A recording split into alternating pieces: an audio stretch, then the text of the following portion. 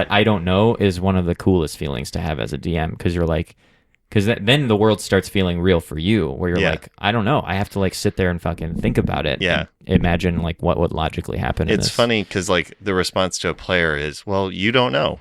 is always what it is, which is like just covering the fact of like, well, I don't know either, but like you definitely don't know. So I don't know. Yeah. Go figure it out. Go find out. Yeah. I need you to uncover information. Yeah. So that I can put pieces together. Yeah. Or ideally, your players present something so like probable or causative that you're like, you got it. Yeah. And then like, that's wow, the dream. You guys figured it out. But for real, like that feels awesome. Like when someone's like, they put together details of like things you've been saying for like 5 sessions in a row that you didn't really think were connected. Right. But then they draw the lines between them and they're like, oh my God, Mayor Townsend is the bad guy. He's conveniently missing when all this stuff happens. And then you sit there behind your screen, you flip through your notes and you're like, yeah, he's a totally plausible bad guy for this situation. And then it's just so, and then the party feels like they solved a great mystery, and like then they told you part of the story, and that always feels really good. Right. But they don't know, but they are always like, whoa, we figured it out. Yeah. Like, which goes back to like, that's what for me as a player is the most exciting is like figuring out what the story is. Like figuring out oh, now I see where all the pieces were. And then as the DM, the most exciting part to me is also figuring out what the story is, but from the perspective of like, what's going to happen or what's this all building to as the DM, and being like, oh shit, I see where I can lead this to. That will be really sad. Like I can bring these disparate parts together and make like a really satisfying conclusion. Mm-hmm. Which is weird in a game that doesn't necessarily conclude. Yeah. It's like trying to find endings. Yeah. So to piggyback off this sort of idea, I have a question for you about what I felt was, and not to color before I ask you about it, but what I felt was the most boring session that I ran of this campaign so far. I really thought you were going to say that you ran of this campaign. That you ran. I want to talk to you about your boring session. Yeah, thank you. I want to talk to you about the session that I felt was the most boring, that I was legitimately worried afterward, where I was like, people aren't going to want to come back after this. Which session? That you don't know which one it was makes me feel better. It was actually, and this is why I think it was so painful for me. It was the second session we played, and it was the one where you guys broke into Albric Fireforge's house. Yeah, I didn't find that to be a boring session at all. Okay. What I found that to be was a session. Will you give like a quick, from your perspective, recap on what that situation was? Just so people follow? we had been hired to guard this warehouse and find and protect it against thieves. And then thieves attacked the warehouse, and then we stopped the thieves. We kind of patted them down, and we got some information to indicate that there was a guy in town, Albric Fireforge, a dwarf who it seemed like had hired them or somehow was connected to them. Separately, then, at the end of the session, we saw a series of ships coming into harbor in the middle of the night, and that's where it ended. And then the next session came up. We found out about those ships, and then basically the alarm went off. Like, the alarm was sounded that this was an invading fleet, and we decided, well, we can use that as cover to go break into this guy's house and get information on him to finish the job we were hired for. And so we went and did that. Which, again, is one of those where, like... Yeah, so we, ignored... Whoa, that's not what, like... It seems like I was handing that to you, but I had no idea that was going to be a choice. I mean, I was also a little surprised that was our choice. But it was definitely interesting. It was. And so we went and we did that, and then we... kind of patted down some local toughs at a bar to get information, and I think we just made fun of them, like teased them into giving us info, and then kind of put some pieces together that we then took back to the woman who had hired us to be like, we figured out who the thief is. We don't know what their aims are, and then she sent us to go like further to basically go on one of the thief's merchant connections ship to like enmesh ourselves with them and find more information on them, basically, right? Right. And I didn't find it boring at all. I think... So the reason I'm asking about it is because the majority of the session was, and this was like probably an hour and a half to 2 hours of it, was your party literally breaking into and then like rummaging around in Albrich's mansion while he was away. Right. For me, I was like, oh, this is a boring town, because this guy is too careful in my mind. He's too careful and well connected to like leave evidence lying around. Mm-hmm. So I didn't have you guys really turn anything up. Yeah, and that's why I don't think it was boring, but I understand why you would feel that way, because I think what was happening was some of the other people we were playing with, that they were still in this video game mode of anywhere I go, things will turn like the game will happen. Mm-hmm. Of like, oh, there is an option to go to this name came up. It must be important. We know his address, so obviously it must be important to go there. And instead of being like, wait, I could ask any person we talk to what their address is, and they would tell us, because it's an infinite world being created for us. So I think it was more of like, we heard those details, and as players, not as characters, decided to go to do that and we're like sort of expecting video game style an outcome. But from my perspective, I was like, yeah, this makes total, like, this feels fun to me because it feels real. Like, it feels correct based on the world that we understand so far. Is like, we wouldn't find anything here. Like, we did find some papers and stuff, but it's not like we're going to find a smoking gun, because like, why would he have that in a place that we would have access to? We're also like nobodies who've made no effort to do anything. And I think rather than like quickly realizing that and being like, cool, we got to go, we instead like continued to sack the house, being like, well, clearly if we're here long, like clearly there must be something here and we're just not finding it.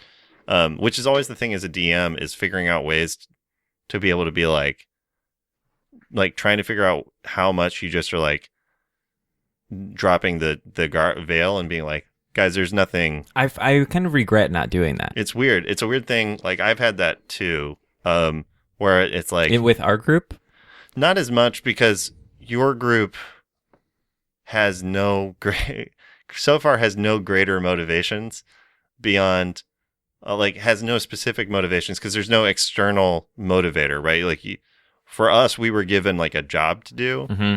and you guys, for better or for worse, I've created a situation in which the world is completely reactive to your choices, and up until now, you haven't been told to purposely go do anything. And even if you are, you're given the option of not. Like, you're not, like, we were hired, so we had like a certain amount of like, oh, we got to do our job.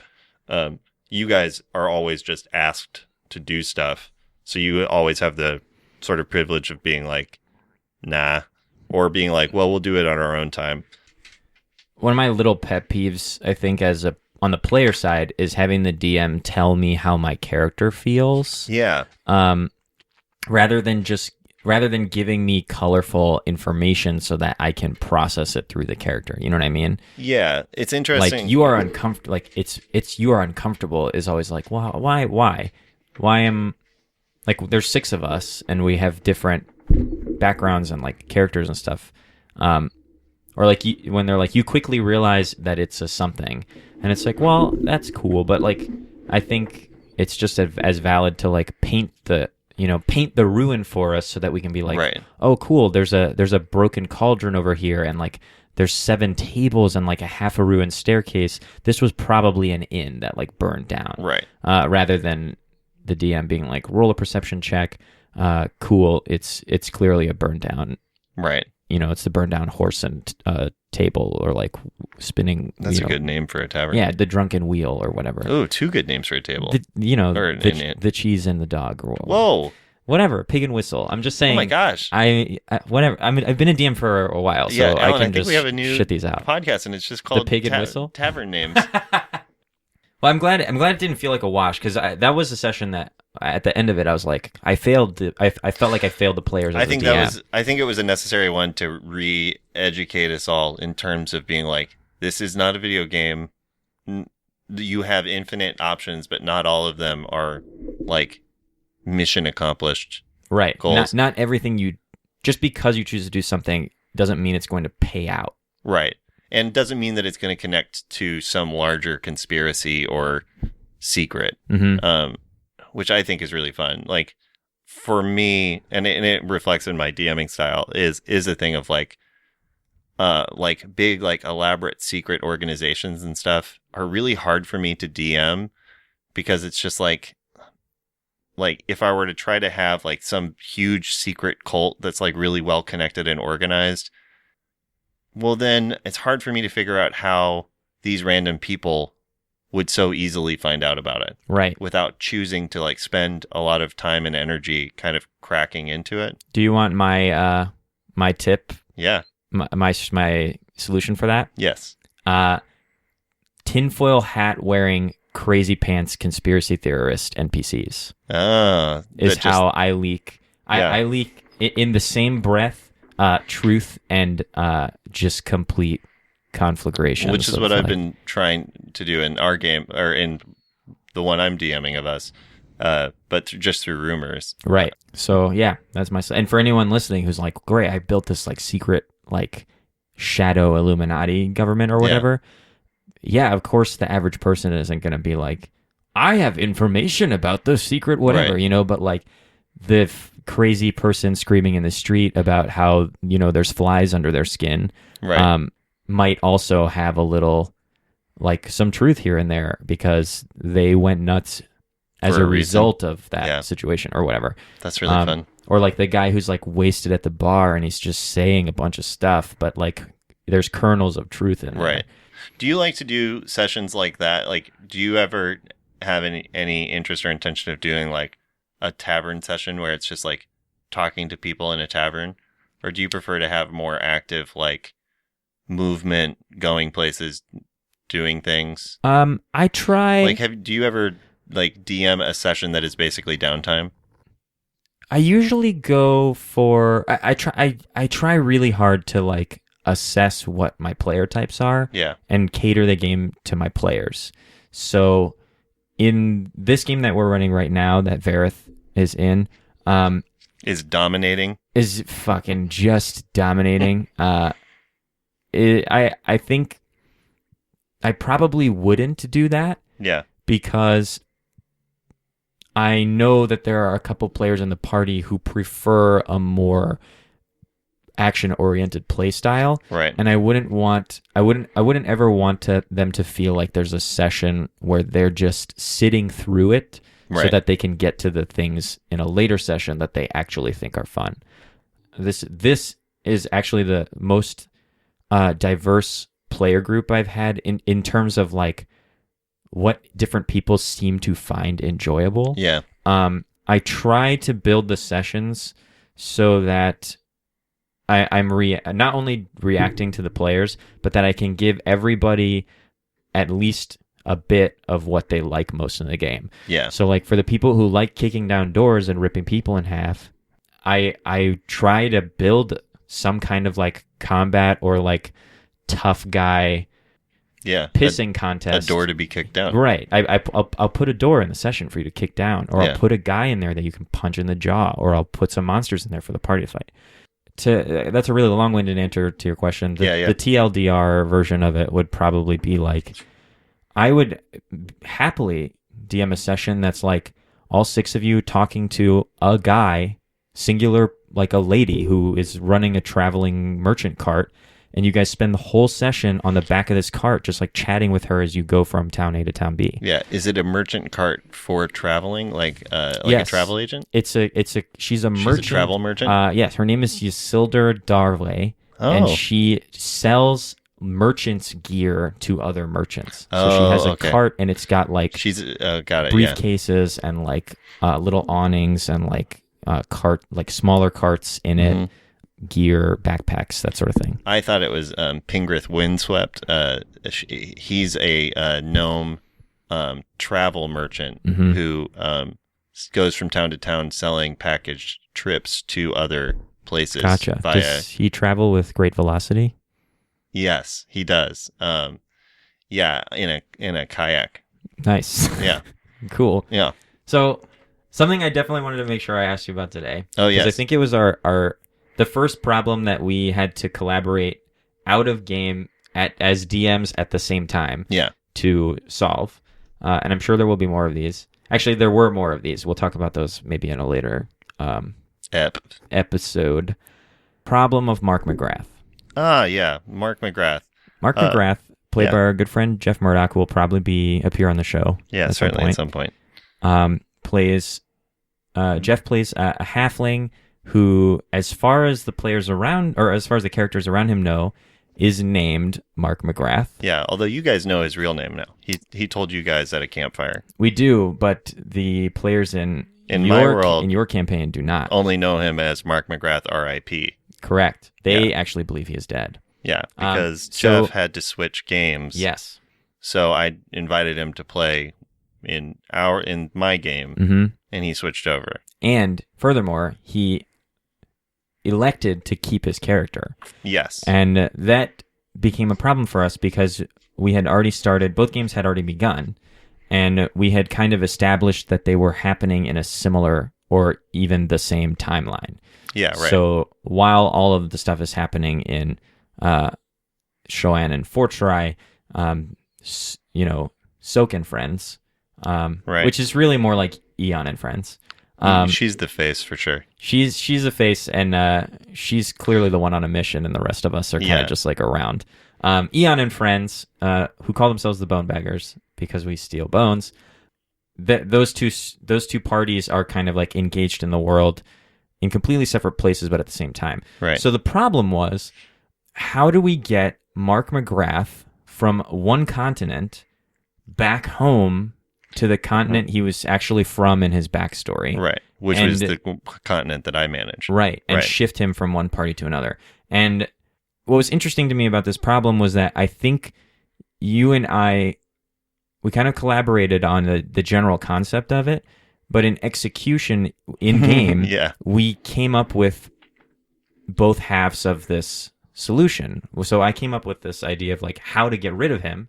Right. And then you had this like really brilliant encounter that would introduce him to the party I play in as a player character. Yeah, and then I let Jeff do like the third work of explaining what happened in between. Which, again, as much of the story as you can kind of get your players to tell is only better for you. So let's real quick establish how we did that. So how did Mark McGrath leave your campaign?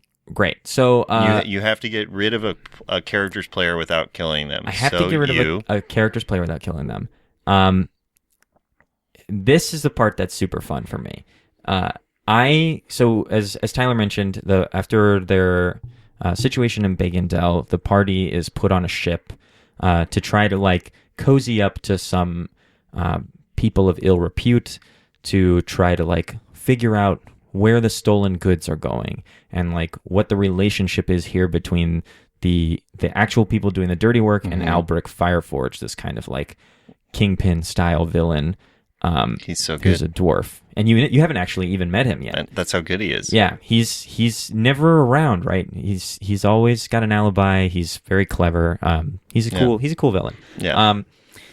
So the party's on this ship, and as a result of a lot of the stuff, and again, half of DMing, I feel like, is just building on the random stuff you've created and drawing connections between the stuff that your players stumble over.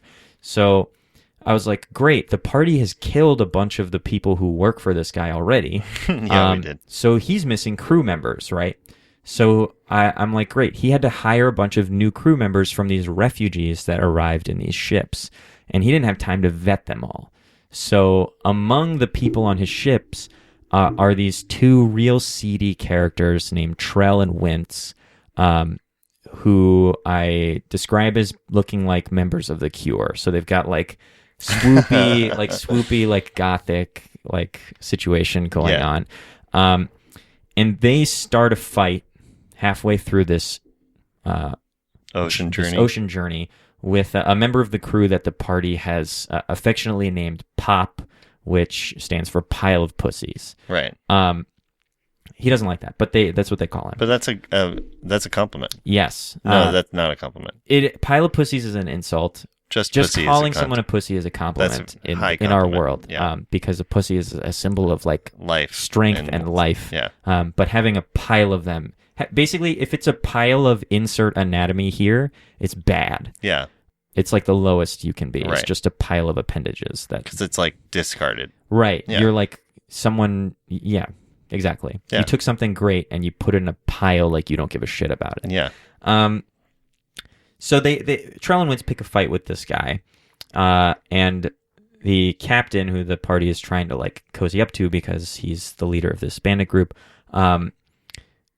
they watch him kind of break up this fight, and they're like, "Oh, cool! Like this is our chance to like get cozy on him." So they do, and they get this vibe of like he's not so sure about some of these new crew members, and furthermore that he knows that the party is responsible for killing the guys he sent to rob the warehouses. Wow.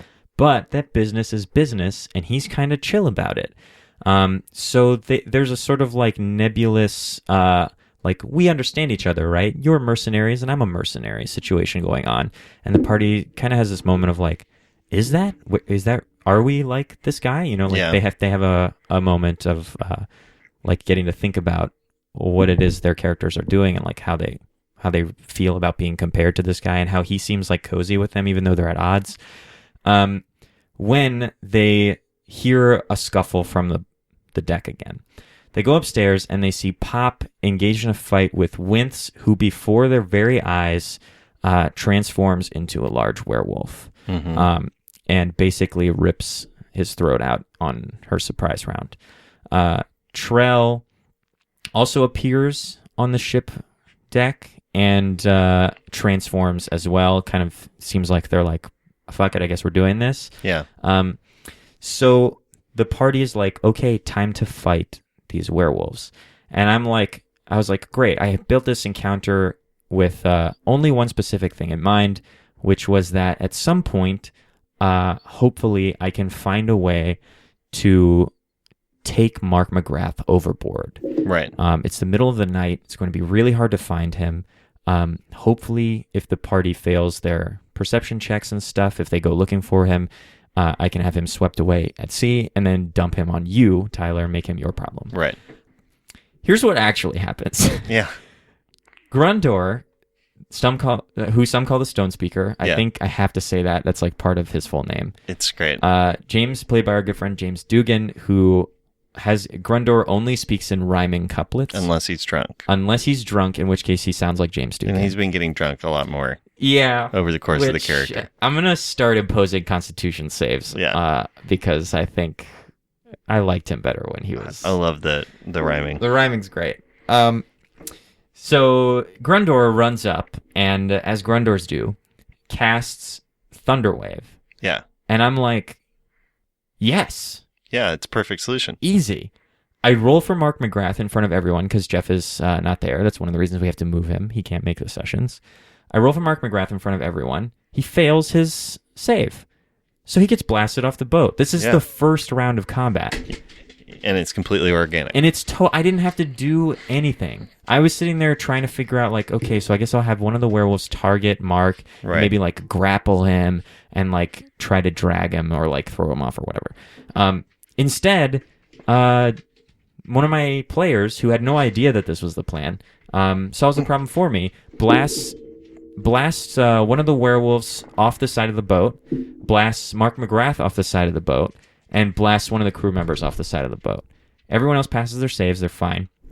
And the other thing that helped me do was that it made the encounter from something that would have been really deadly to do, because I think you were missing for that one, right? I was. It made the encounter something that would have been really deadly for a party of level 3 characters. 2 werewolves for 4 level 3 characters is like, that's probably bad. That's going to be bad.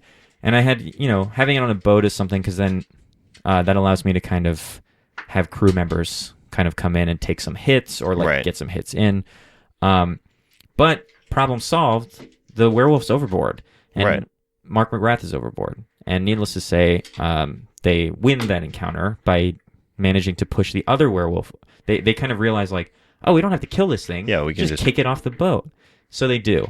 And that's kind of how they win it without even like dealing damage to either of these things, which was and then awesome. nobody bothered to try to save Mark McGrath anyway. Yeah, right? then I was like, oh man, what are they going to do? Are they going to turn this boat around? The captain is like, should we? You guys hired us. What do you want us to do here? Because I figured that's like the thing he would say. And they're like, he'll be fine. Right. So they leave him there in the water, and I'm like, cool. This is a great time to let you all know that Jeff can no longer make our Tuesday sessions. Right. And he's going to disappear and be in a different place. And they're like, oh, cool, we didn't know that. And I'm like, great, you're a bunch of heartless motherfuckers. Yeah, you guys are awful people. Let's keep going. Yeah. And we did. So explain from there how you folded Jeff into our group. I will. So what I did, because I had to introduce Jeff, and I think that was the same session I also had to introduce to Katie and Neil. Yeah. Who are also coming in. Sorry, 1 second. So what I did was I didn't want to think too much about how to get Jeff from the middle of the ocean into our campaign. Right. That's hard. Yeah, so instead what I did was I created a situation where, because I had to introduce 3 people, 2 brand new to the group and 1 already in the world, but from a different group, I inverted everything and introduced everybody else to them. So I had Katie and Neil playing themselves as, and established them as like, they were 2 characters who were like brother and sister who had recently rejoined together. It's not weird that they're married in real life. That's for them to make that decision. Is that weird? I just said it's not. I don't know why anybody would say otherwise. Because, okay, well, I might be doing something similar. With Claire? Yeah. Well, we're talking about the potential of playing a brother-sister team. Just for funsies. No, I get it. Do you? It seems like... I mean, it's intimate. It's just a different form of intimacy, which can be fun to play. Whatever. The face you're making is just so accusatory. But not horrified. Certainly not horrified. No, it's just judgy. It's just real judgy. So what I did was they were the guards to a caravan, and they came across another caravan that was stuck in the mud, and there happened to be 4 people around it. And I had the other players present play those characters, including Jeff played one of those other characters. And then I handed out character sheets for these other levels, like 0 NPCs for them to play. But on the character sheet, it said, you're not a merchant, you're a bandit, and you're doing this all to take over the other caravan. Which I'm just going to interrupt to say was the most fun experience I've ever played as a player. Yeah, Neil and Katie were a little horrified because they literally got basically in and out game got jumped by the idea of these bandits, because I don't think they were quite expecting it, but they did a great job. And so then you guys proceeded to fight. It was basically controlled player versus player of you guys fighting them with the clear intention and the clearly understood intention that you would all die. And we played that up. Yeah, you guys reveled in the fact that these characters were not long for this world, which is great. It's my favorite thing. And then as soon as Jeff's bandit character died, finally some thumping came from this trapped caravan that was stuck in the mud, and a voice came out of it, and it was Mark McGrath. And then it became clear Mark McGrath had been, or whoever this Mark McGrath character was someone who had been captured and basically was being enslaved by this group of bandits, or captured with the intention of something, was all that was known at that point. And so then he got free and all the bandits got killed. And so then it was like, well, now you just and then the rest of you showed up because you were walking along the path. So then it actually became a thing of like, these two met Mark, and then those three met the rest of you just through happenstance. So it didn't need to be a thing of like he was foretold to come in or anything like that. It could just be a continuing thing of like, oh, we picked up some strays almost. And then from there, Mark was able to, and then from there, I just left it to Jeff to explain what had happened to Mark because he knew where he'd started and where he'd ended, and he could explain in between. Mark McGrath proceeded to spin the tale of how he had been lured into a workshop with a evil bandit named Rance, who then jumped him, hooded, bound, and gagged him, and was taking him to play in the, quote, improv gladiators in the town to the west, which then now has become the main plot of our game, is you guys infiltrating the improv gladiators, which not exist before. As we mentioned earlier, is where we're trying to create these WWE personas. So it is literally like, it is a thing that I don't have intentions of playing out for super long because it's really an arena campaign like that of like WWE fighting is hard to balance out between the different player types that you were mentioning. Like, it's hard to figure out how to get the skill, like the face players involved who aren't as interested in fighting. Though I might be able to find solutions to it, but I think it's probably better to keep it shorter than longer. But it is a blast to do and only exists because of Jeff explaining to us where Mark came from. But he didn't even really bother to do much more than what we did. He was just like, I went overboard and then I washed ashore here a continent away. Like, I just washed aboard and then got immediately like hoodwinked. Which might be, I don't know. The thing that always interests me is that gaps in the story are always potential like revelations later down the road. Like that could easily just be 10 sessions from now. You know, Jeff is like, wait a minute, I remember something that's relevant to what we're doing now based on something that you guys haven't heard about from that time that I was at sea. Right. So or for me, like, my favorite thing to do with something like that is if there's a day where, like, say, only you and Jeff can play, that I'm as apt to be like, great, Alan, we're going to put aside your character sheet. We're going to have you come up with a new one, and we're going to play an adventure that takes place in the middle of the ocean during Mark McGrath's, like, drift east or drift west, I guess it's with the map, and just play something from basically at that point, like 7 months ago, that then we get to cover that day and not like lose a whole game where half the people aren't there, and then he gets to reference it. Like, I love to have like gap time to be something that you can play side games in later. Yeah, is the most fun to me. Which is something that's sort of happening with your party right now. There was some stuff that went down. It's weird. They do this party. The only consistent thing is that they take the left hand door. Yeah. In a way that I can't. I've been doing it. I've done it a few times. Led the charge on that to tweak your nose almost. Of like, I know what the game wants. Like, I know what's like the right thing to do in terms of like playing an interesting game, like a good game, is like finding it. Like, a good satisfying game would be to find out more about these demons or like this place and like go be heroes. So it's funny to explore what it's like to play a bad game, like a bad narrative, and be like, yeah, let's go pick up that odd job. I don't feel that way about it, because to me it's like, yeah, sure, the Avengers are like saving the world as a whole, but like, what are the Defenders doing, like on the streets of this one block in New York City? Right. Like, that's just as interesting for me. Though we're basically playing the first episode of Luke Cage over and over, like before he makes the choice to like do anything. Yeah. We just keep doing that over and over.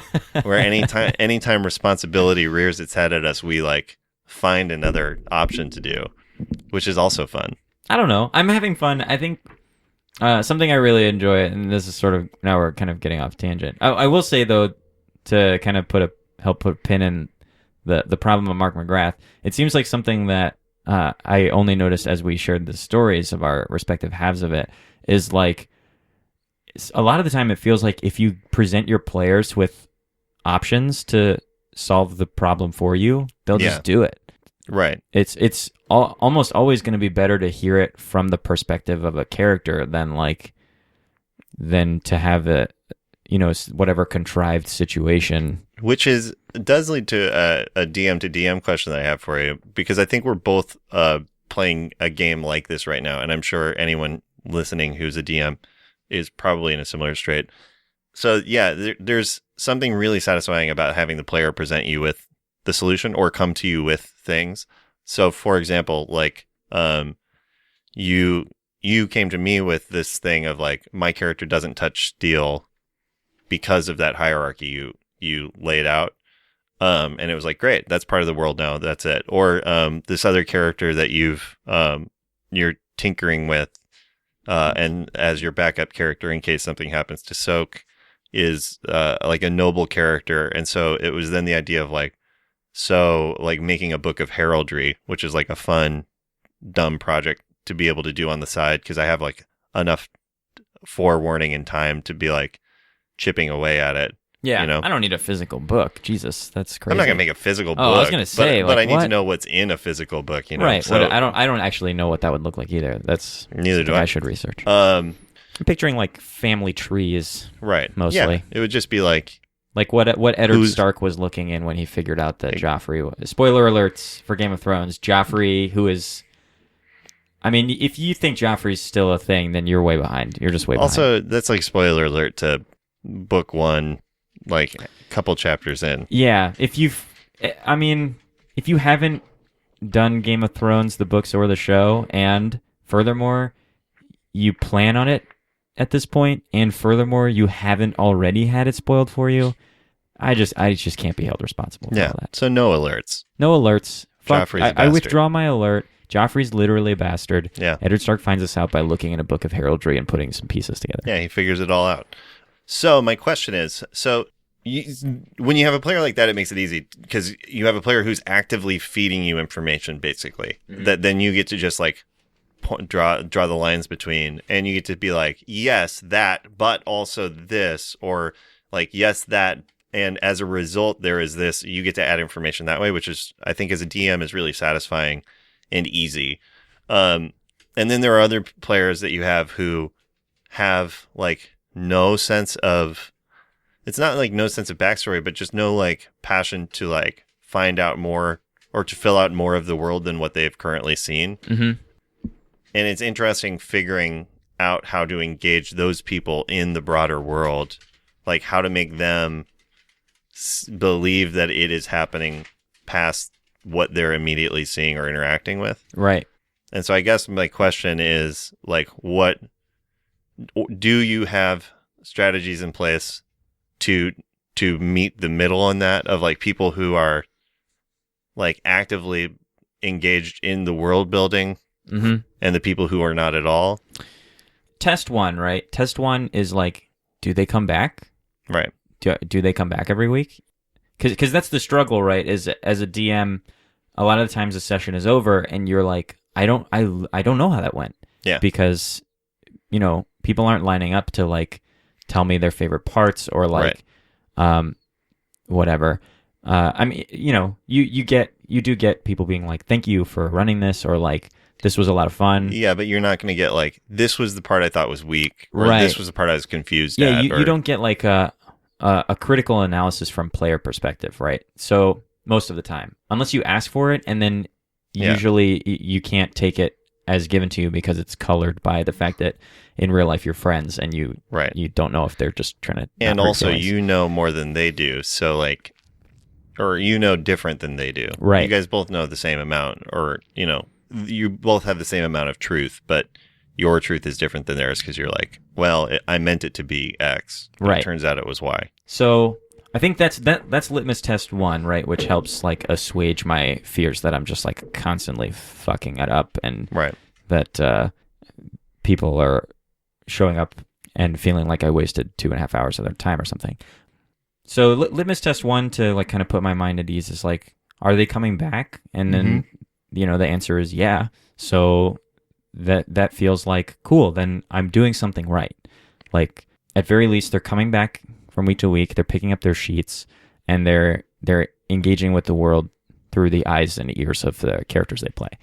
And then step two for me, which is sort of, I guess, a strategy, is that I very much enjoy trying to weave my characters or my players' goals or backstory or like any information they may have given me.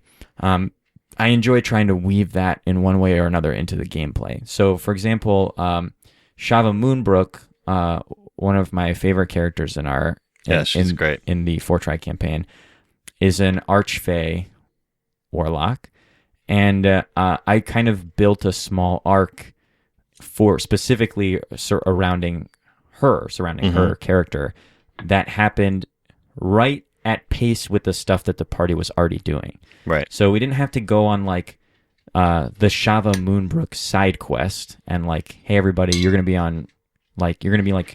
Shava and friends this week. Right.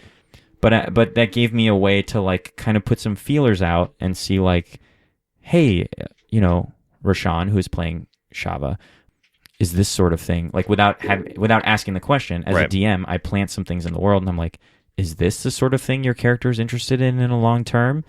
Are you interested in like developing a direct relationship with your patron and like gaining like new powers as a result of doing certain things for her that aren't in the book? I'm just like basically creating a quest, like a side quest for her and seeing how that plays. Or similarly, like leaving plot, just like shitting plot hooks all over the place, right? And being like, cool, here's 15 doors. Right. And then I watch and I listen. And if the player, like I see like a couple of the players be like, even if it's not ultimately what the party decides to do, a couple of players are like, but this looks so interesting. Then I'm like, cool, that just gave me information about what you like something to do. I can do for you or like plant in the game for you as a player that you would enjoy. I guess that my strategy is more about like trying to figure out what people like as I go and planting that there, with the ultimate goal like eventually being that the players are giving me as much as I'm giving them, right? Right. So that's the point I'd like to get to at some point, where like, I put just a random thing in today's session, and a character has like a visceral reaction to it, and it like spurs them to like do something. And something I like a lot that you do, actually, that I stole from you, is the prompting. The like backstory prompting that you do, which I totally stole from the internet. Well, great. Could you describe it? Because it's something that I ended up stealing from you because I really like it as a way, especially with newer players, as I'm running, kind of like coaxing them to like build out a person rather than like a stat block, right? Yeah, it's a useful way to get some of the backstory for people who aren't into or who aren't thinking much about it. Basically, the idea that I co-opted is after any sort of encounter, whether it be a fight or a chunky NPC encounter or anything, basically anything where you would take the equivalent of a short rest or you're traveling or whatever, is just during that time, the way I do it is I roll a d6 and assign numbers across the group accordingly. Or I just pick somebody if it seems like somebody's been light that session or like needs to talk a little bit more, basically. And then I roll a d6 and assign, and it's like have a little chart, and it's like 1 is love, 2 is betrayal, 3 is victory, 4 is defeat, 5 is like dreams, and 6 is mundane or something. And then whatever it comes up at, being like, great, Soak, you guys are riding along, and that experience that you just had kind of shakes loose a memory, and you tell a story about a time that you experienced defeat. So and then I'll pick somebody. What I'll do then is like pick somebody else who maybe isn't super connected character to character with that person, and I'll be like, Eon, you're talking to Soak starts talking to you about this, and then kind of yield the floor and let you guys kind of like role play through that conversation for a couple minutes, and then be like, cool, and your short rest is over, and now you're all better, and you can go on your way. Yeah, and I think one of the things I like about it a lot is that it also helps create and strengthen relationships between characters. Yeah, because I feel like something that that happens a lot is like in real life, the players are all friendly with each other, or they all know each other, or at very least by the end of like 2 sessions together, they start to like they're at least develop a camaraderie of some kind, and that artificially bleeds over into the game, right? Right. So even though Grundor, some call him the Stone Speaker, and Vareth have never met before, like 2 days ago. Right. James and you, Tyler, know each other in real life and are friendly, so you treat each other as party members. You treat each other more like or buds. less as you treat each other if it was Tyler and Grundor in a situation where you're like, oh my god, Grundor is taking damage, or like, oh my god, Vareth's about to make a mistake, I'm going to help him or save him or whatever, or like you act on knowledge that you presume to know based on just knowing each other's people. Yeah. But what I like about this is that or the nature of the game. And what I like about this strategy that I've now stolen from you is that it sort of prompts the players to build in-character relationships. Yeah, right. So, for example, the Eon Soak conversation that actually happened kind of prompted. I had an opportunity with my character to be like, oh my god, like I've grown up my whole life in this kind of brutally regimented hobgoblin-dominated society. Maybe it doesn't have to be that way though. Like maybe I've grown up, the way I've grown up has desensitized me a bit to that you can like let somebody go if they wrong you. You don't have to like cut their fucking hand off and like put it in your bag. And that was a cool little like I felt like it brought me closer to the other characters in the party. Yeah. Because it allowed me to cross a little like divide. Yeah, I had a similar thing when you had Vareth and Shava do it the last game I was at. And it was like, I mean, it was interesting. It was really interesting experiencing it because it was my first time being on the receiving end of it. And I think I ended up just telling my backstory that I had already kind of settled on of like my Dancing with Wolves-esque story. And like didn't even necessarily do a very good job of role playing it. And because I've been like, this is my first time playing a barbarian, and like, having the desire to not play it as just like a straight standard barbarian, but like somebody who's like playing a barbarian who's still of average intelligence and stuff. And so like sort of exploring that and trying to figure it out.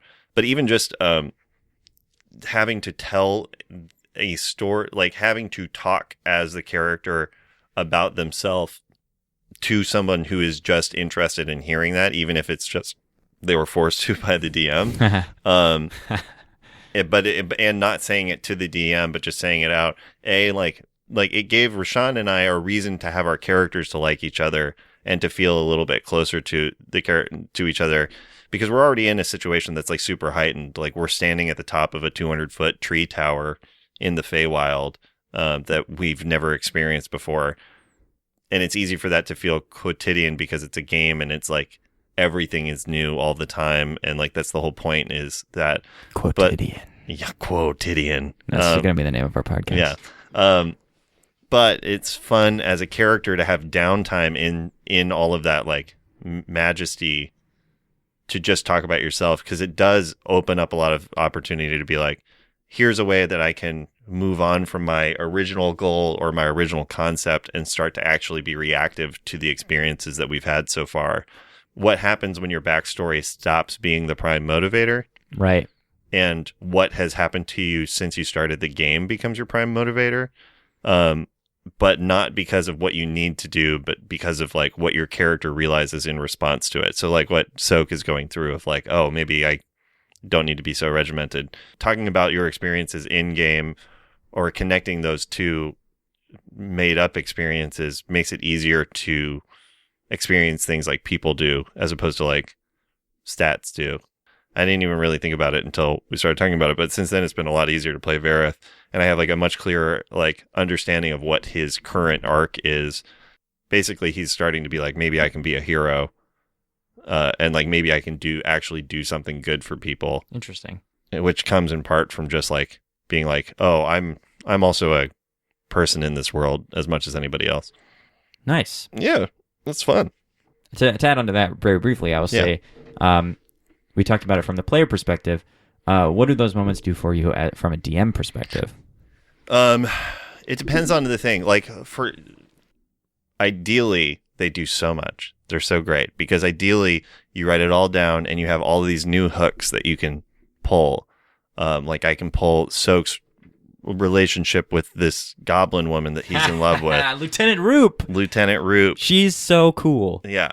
And I can do all of that. And I made her up on the spot. Yeah, you did. And she's a huge figure in his life, and I can bring her back at any point if I remember to write her down and spend time with her, which is where the practical part of it comes in, is like practically probably not a lot. Like it probably doesn't do a lot because I'm not necessarily taking down notes as well as I should.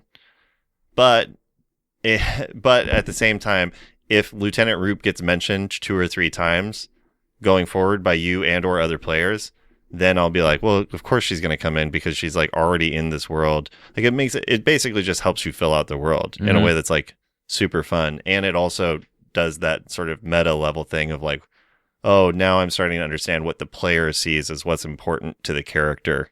And I can play to that, or I can present them with scenarios that play to that, where they either get to like build that part or like push away from it, and either will be interesting to them.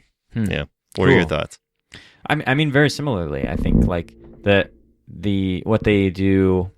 those moments do for me, and even if they're not prompted, right? What those role played moments do for me is they give you insight into like what your players find interesting about your characters, which sounds crazy to say that like maybe that's not clear on its face because they built them. They as a player, when you create a character, you're playing.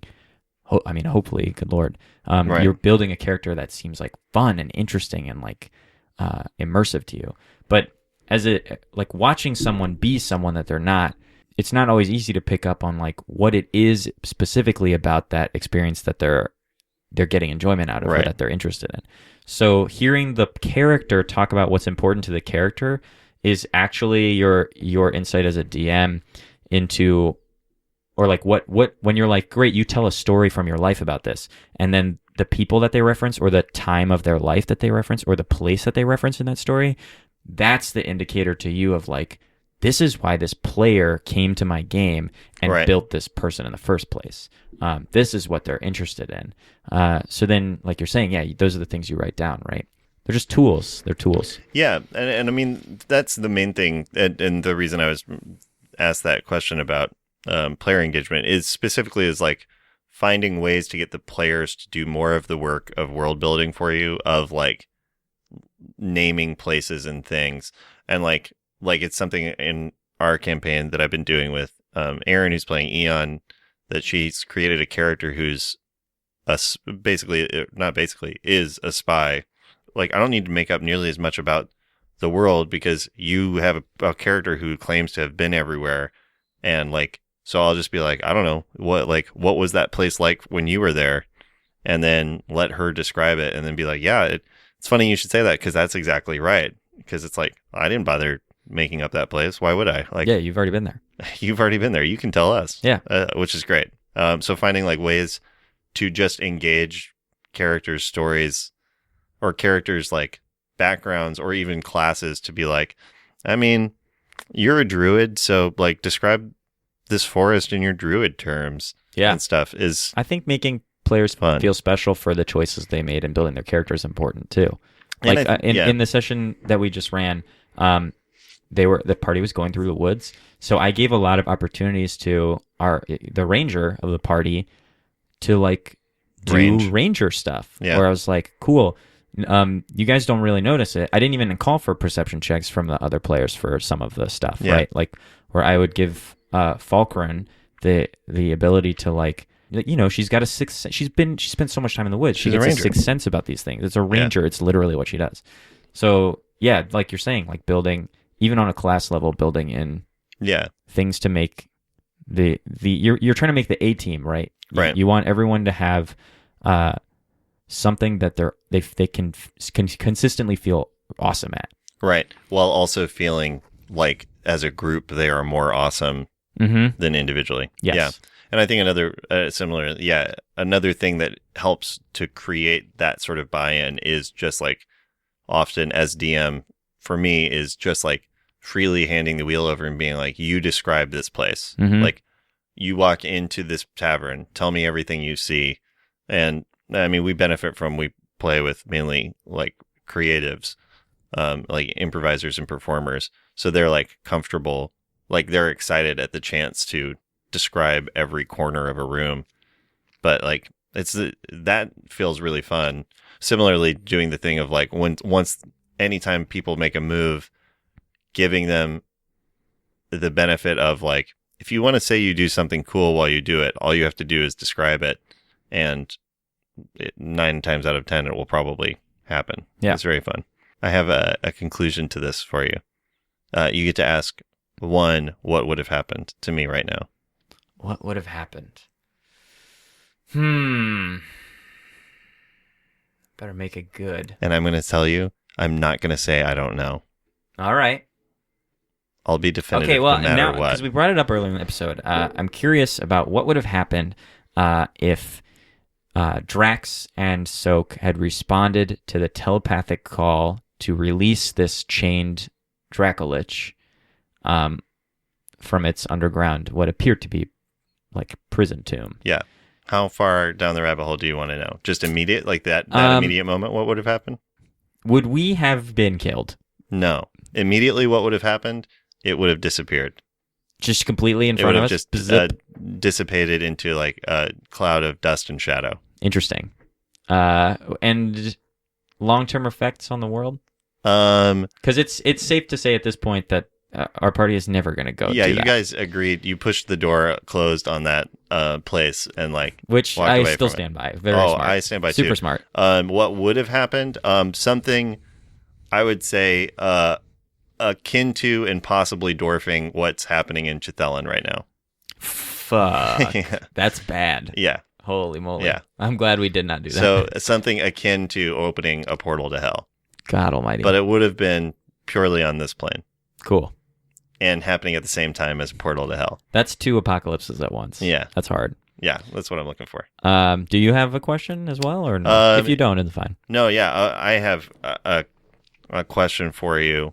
So this is very specific. This is a very specific. So Alan had made for the Fortree, the tree tower in the Feywilds, there was a portal entering it at the top, and there was a portal exiting it at the bottom. The portal exiting it went back to the material plane, basically outside of this creepy mansion, and the portal that went into it was inside this creepy mansion.